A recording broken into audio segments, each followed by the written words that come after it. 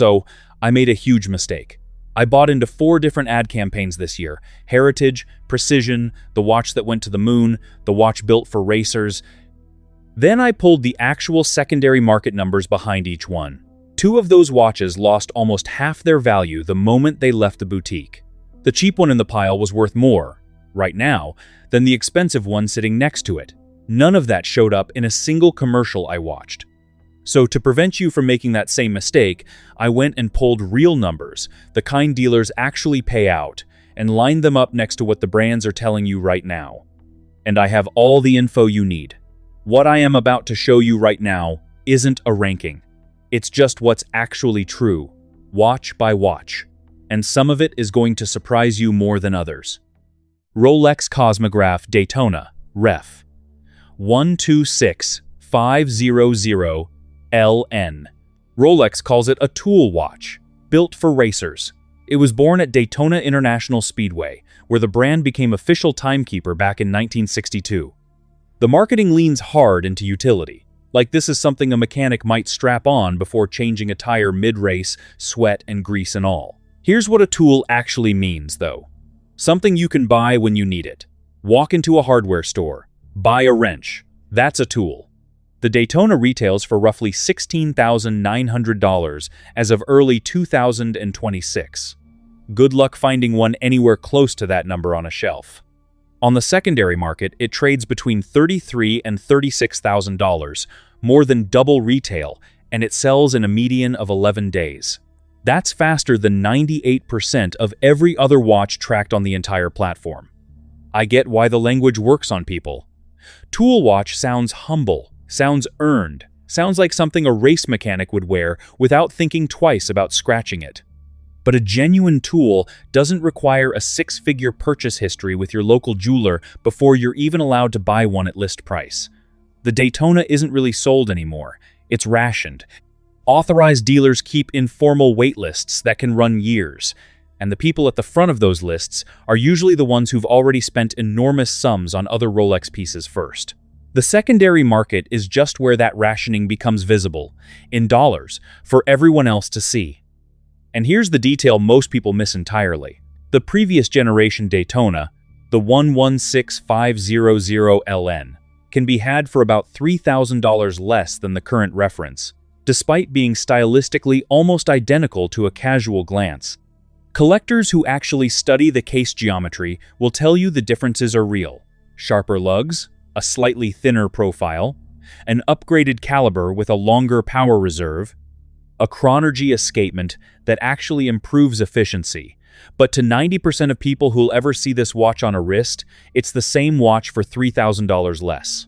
The premium isn't really paying for the upgrade, it's paying for being current. Picture the buyer who finally gets the call from their authorized dealer after 3 years on a wait list.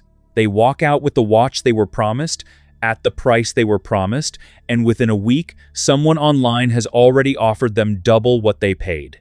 That's not a hypothetical. It happens constantly, documented across dozens of watch forums every month. The watch itself didn't change in that week. The story attached to owning it, the scarcity, the proof that someone trusted you enough to sell to you at all, that's what doubled.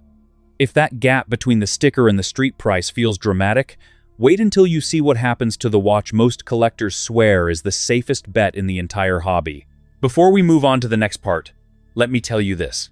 Most people don't realize this, but buying a watch the wrong way can cost you thousands, and you won't even notice it until it's too late.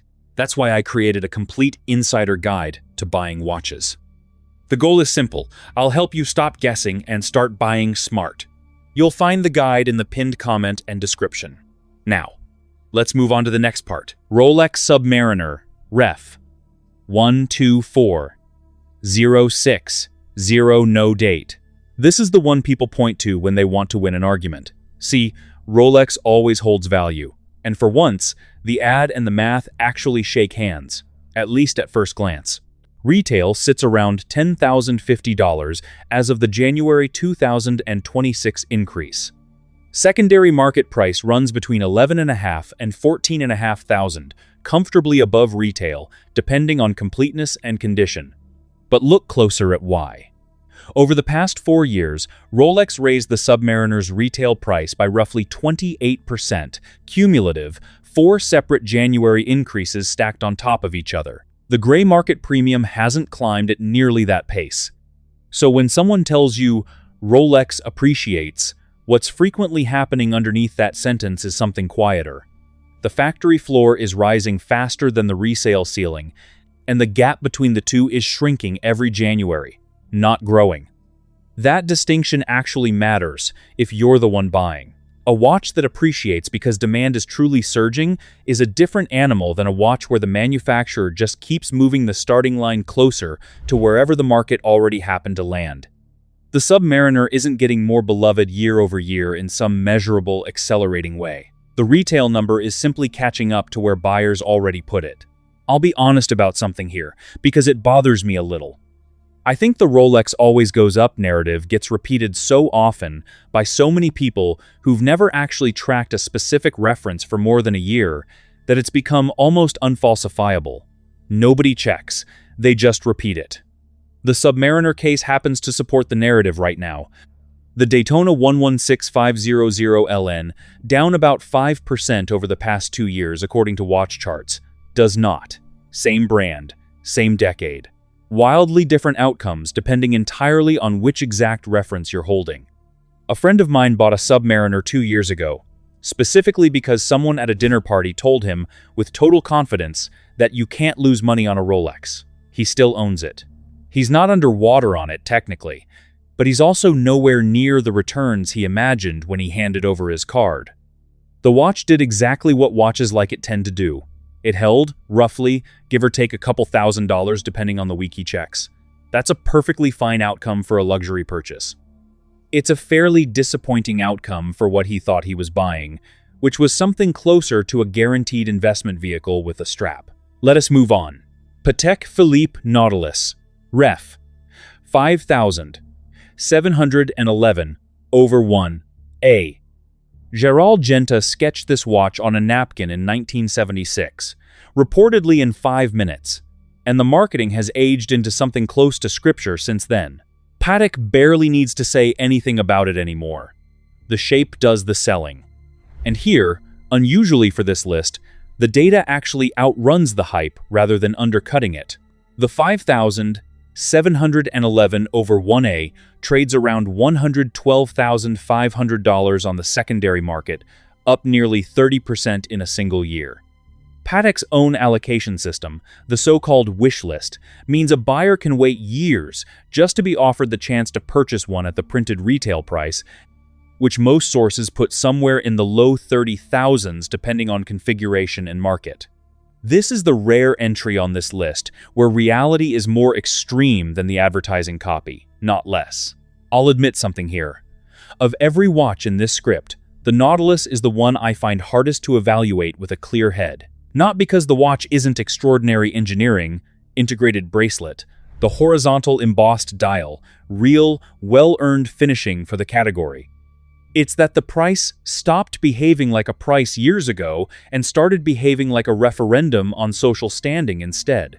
At some point, a watch becomes less an object you evaluate on its own mechanical terms and more a symbol you either have access to or don't.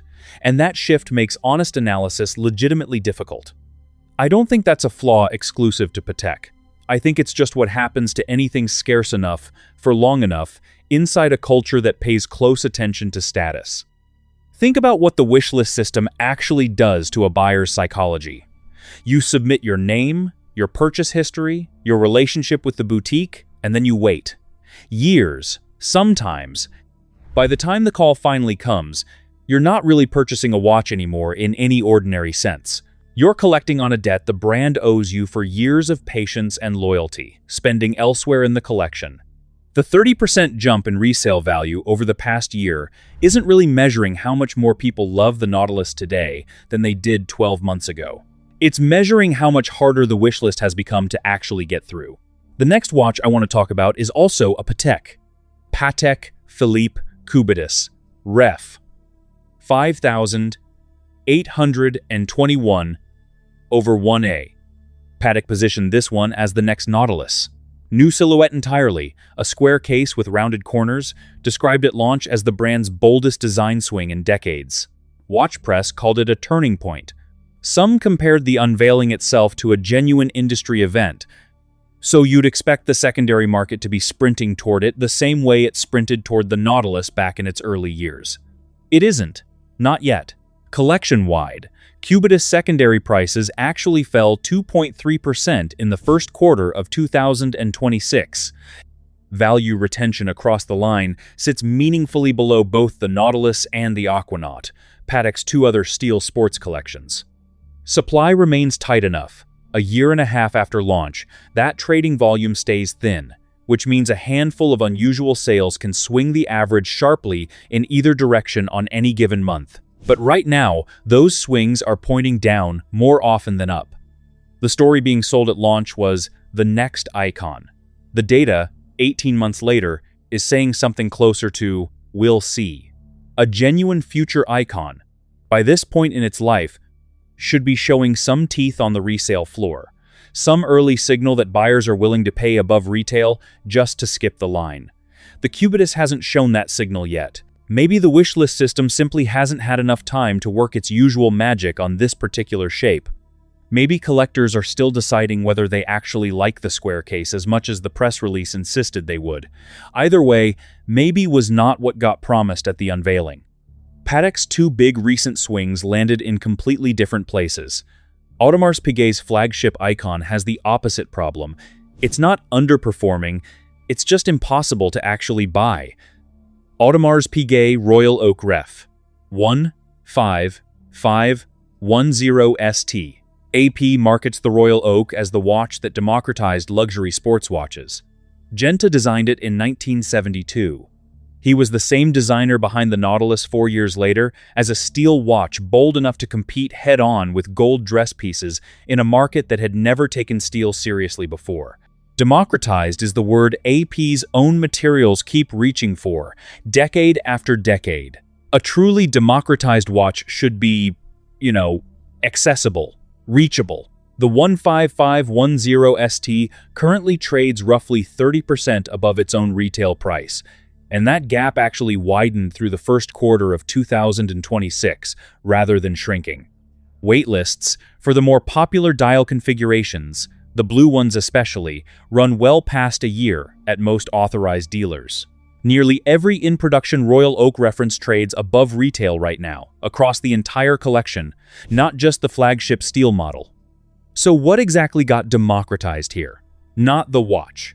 The watch is harder to walk in and buy than almost anything else on this list, short of the Daytona. What got democratized is the idea of the Royal Oak, the silhouette, the octagonal bezel with its 8 visible screws, the image of it circulating endlessly across social media and watch forums and secondhand stores selling cheap imitations.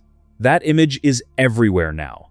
The actual steel and sapphire object that started it remains exactly as far from most people's reach as it was in 1972, possibly further. Moving on to the next watch you probably guessed would be on this list. Audemars Piguet X Swatch Royal Pop. In May 2026, AP and Swatch released 8 bioceramic pocket watches, priced under $400 apiece, marketed explicitly as a playful, accessible entry point into the AP universe for people who'd never otherwise get near a Royal Oak. Lines of 300 or more people formed outside boutiques in Tokyo's Ginza district hours before sunrise. Campers slept overnight outside New York stores. One per customer rules did nothing to slow the chaos. By that same afternoon, before most stores had even closed for the day, individual pieces were already trading on resale platforms at 3 to 7 times retail. One early flip in Paris reportedly crossed $3,000 for a watch that cost roughly $400 at the boutique counter that same morning. Accessible lasted, by most honest accounts, somewhere between a few hours and a single business day before the resale market absorbed the entire concept whole. This might be the cleanest demonstration anywhere on this list of what affordable luxury collaboration actually means in practice, once you strip the phrase down to what it does rather than what it says. It doesn't mean more people end up owning the object. It means more people get a front row seat to watching the price spike happen live on their phone screen, while a smaller, faster group of resellers actually captures the profit. The $400 sticker was never really the price most buyers paid. It was the entry fee into a flipping contest that most entrants were always going to lose. Think about the math from the perspective of someone who actually wanted to wear the thing, not flip it. They waited overnight in a line, sometimes in the cold, competing against organized resale groups openly coordinating online before doors even opened. If they got lucky and secured one, congratulations, they now own a well-made bioceramic novelty worth roughly what they paid. If they got unlucky, they walked away empty-handed after a night outside, while someone faster and better organized than them is already listing the exact same watch for triple the price an hour later. That's not really a luxury launch anymore. That's closer to a lottery with a one-night camping requirement attached. Royal Pop borrowed almost its entire playbook from a much older Swatch experiment, one built around a watch that actually did go somewhere most humans never will. Let's move on. Omega Speedmaster Professional Moon Watch, Ref. 310.30.42.50. 1.001. The first and only watch worn on the surface of the moon. It's not even marketing exaggeration. It's a documented fact. Buzz Aldrin wore one on Apollo 11. The advertising has 60 years of genuine, verifiable, extraordinary history to lean on, and Omega leans on it constantly, in nearly every campaign the brand has run since the late 60s. The secondary market, frankly, shrugs at all of it. Retail for this reference sits around $7,800. The watch trades closer to $5,600 on the secondary market, roughly 28% below its own sticker price. Look across the broader in-production Speedmaster lineup, and the average discount sits closer to 30% under retail.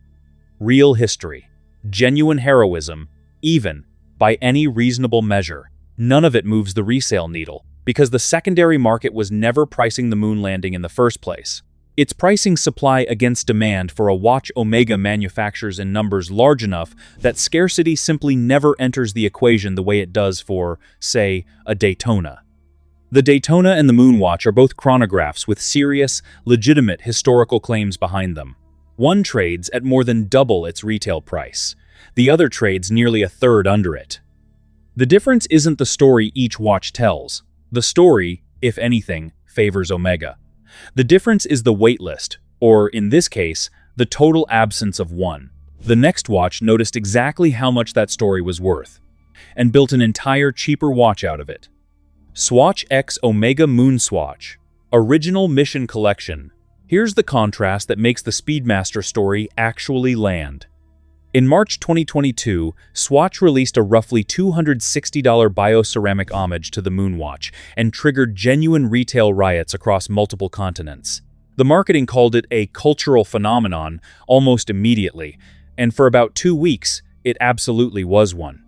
Within days of launch, resale prices on certain colorways hit $1,000 to $1,500 apiece. Within a few months, once boutiques restocked properly, most of the 11 original planetary models settled right back down near their original retail price.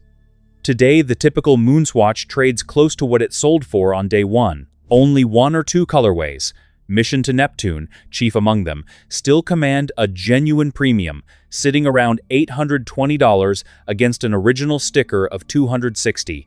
So out of 11 planetary releases, marketed by Swatch as an interconnected, equally desirable collection, roughly 10 are simply a fun, fairly priced quartz watch today. One became a real, lasting collectible. The marketing sold all 11 as equally hyped at launch. The market eventually disagreed with 10 of them, and honestly, it didn't take very long at all to make that call. Within a single year, the verdict was basically in. There's something almost touching about the people who bought all 11 on launch day, convinced they'd stumbled onto a once-in-a-lifetime arbitrage opportunity, only to end up with a drawer full of $260 watches worth roughly $260 each. They're not bad watches. Most owners actually enjoy wearing them. But the speculative dream that drove people to camp outside Swatch boutiques evaporated for 10 out of 11 models within months, while the 11th quietly became the exception that everyone now points to as proof the dream was real all along. Enough chasing hype for a minute. Here's a brand that's been winning quietly, while almost nobody was paying attention. Cartier Santos, Ref. WSSA 0029. Cartier's been quietly repositioning the Santos as the watch for collectors who are exhausted by chasing hype models, the thinking person's alternative to a years-long Daytona waitlist. It's a subtler pitch than most of what's on this list. Less shouting from the rooftops, more of a knowing nod between people who've already done their homework. For once on this entire list, I have to actually say it. The pitch checks out. While Rolex, Patek, and Omega's broader indices were sliding through the 2024 secondary market correction, Cartier was one of the only major Swiss houses gaining ground at the same time. The Santos specifically trades around 15% below its own retail price, which on its surface sounds like a discount worth flagging until you realize that the average in-production Cartier piece trades closer to 23% under retail. The Santos, in other words, is actually outperforming its own house, not just outperforming its competitors. It feels strange typing a sentence that defends the marketing department on this particular list. But collectors really have been rotating toward Cartier as a deliberate, documented alternative to the chase culture surrounding Rolex and Patek. And for once, the resale data is following them there instead of lagging behind, or worse, contradicting them entirely. Cartier isn't the only brand whose marketing actually survives contact with the spreadsheet. This next one mostly holds up too, at least until you read the fine print. Tudor Black Bay 58, Ref. 7903, 0N Steel. Tudor markets the Black Bay 58 as the affordable way into vintage dive watch heritage, the spiritual descendant of Tudor's own 1958 Submariner reference. Built specifically for people priced out of Rolex but unwilling to give up on the look entirely. It's a smart, well-targeted pitch, and unlike a lot of the affordable alternative language scattered across this list, this one mostly holds up under scrutiny. Tudor's overall secondary market median sits close to retail across the brand. The Black Bay 58 inches steel regularly trades at or near its own sticker price, sometimes slightly above it depending on the exact dial color and completeness of the box and papers. The Black Bay collection as a whole was WatchChart's single top-performing collection across the entire industry in the first quarter of 2026, up 6.3% in just 3 months.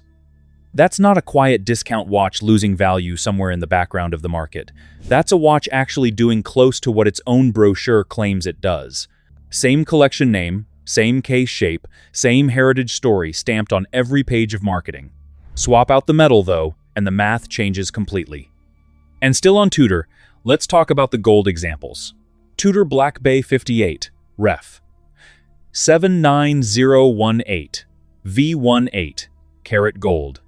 Tudor applies the exact same heritage language to the precious metal version of the Black Bay 58 that it applies to the steel one sitting right next to it on the same shelf. Same dive watch lineage back to 1958, same vintage-inspired dial, same marketing copy, just a different metal substituted in. The metal changes everything about how this watch performs once it leaves the store. This particular reference retails around $39,400 and trades on the secondary market closer to $9,800, a loss of roughly 75% from sticker.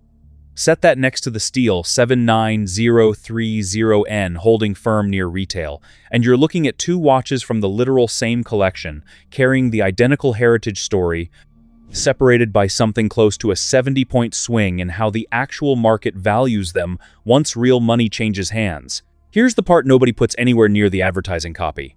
Heritage language doesn't transfer cleanly across materials just because the case shape stays familiar. Gold doesn't inherit a steel watch's reputation simply because the silhouette matches and the dial layout is identical. The secondary market figured that out almost immediately, within the first sales cycle. The marketing department, judging by the catalog copy, apparently has not caught up yet. Speaking of marketing that hasn't caught up to its own numbers, nobody leans on a borrowed story harder than the next brand on this list. TAG Heuer Carrera, Heuer 01 chronograph. TAG leans entirely, almost exclusively, on motorsport. Racing heritage, an active Formula One sponsorship, engineered for the track language, stamped across nearly every Carrera campaign the brand has run in recent memory. At this point, it's essentially the entire identity of the collection, not just a marketing angle layered on top of it.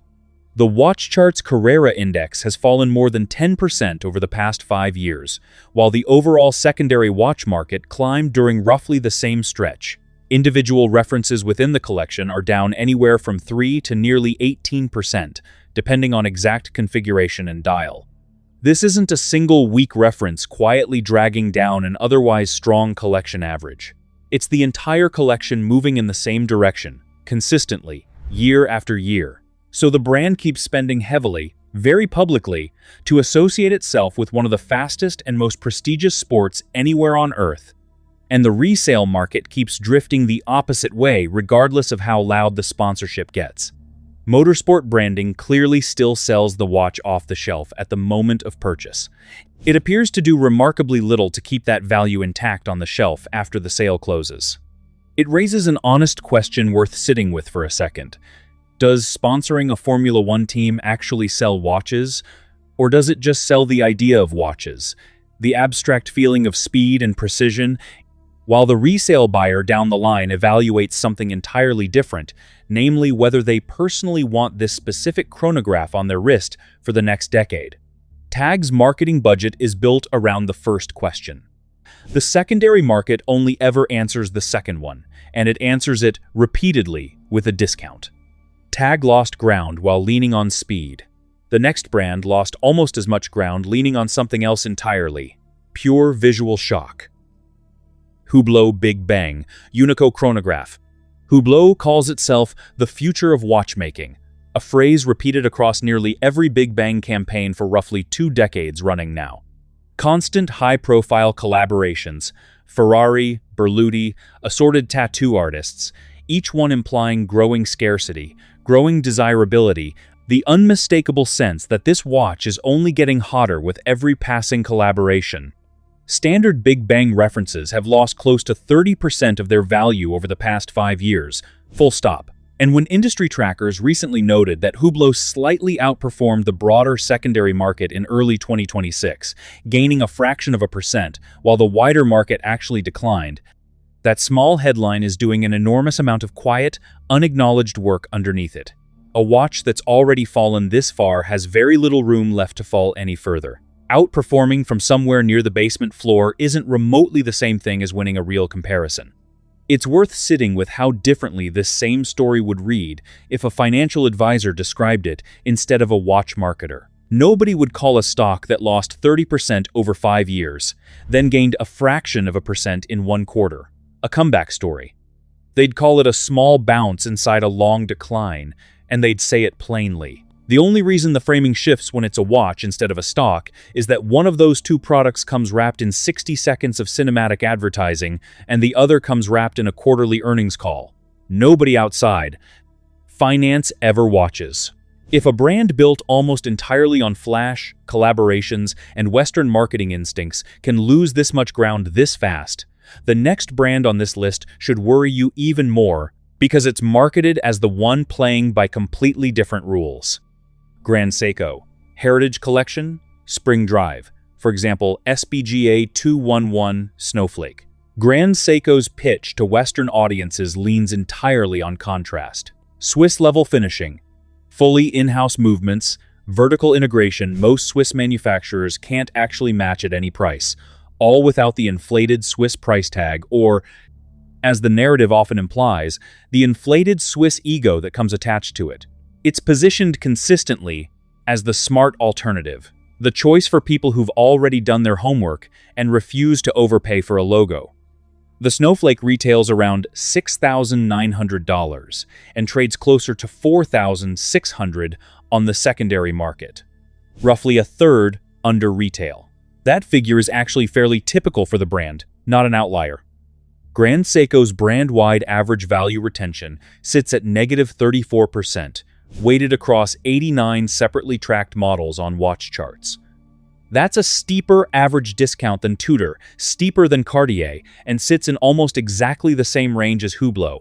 The very brand this script just watched lose nearly a third of its value over 5 years. I want to be careful here, because Grand Seiko truly makes excellent watches, arguably some of the best finishing available anywhere under $10,000.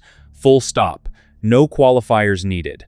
But smart alternative to Swiss luxury carries an implication most buyers absorb without even noticing.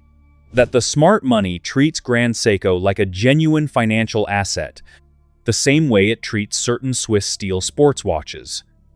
The actual resale data says it doesn't, not yet, not in any measurable way. The craftsmanship case for Grand Seiko is entirely real and well-earned. The value retention case the marketing quietly leans on is not, at least not based on what 89 tracked models are currently saying.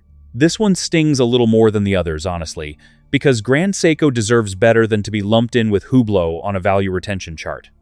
The spring drive movement alone, that strange hybrid between mechanical and quartz that produces the smoothest sweeping second hand in the entire industry, represents a genuine engineering achievement most Swiss houses haven't bothered to chase.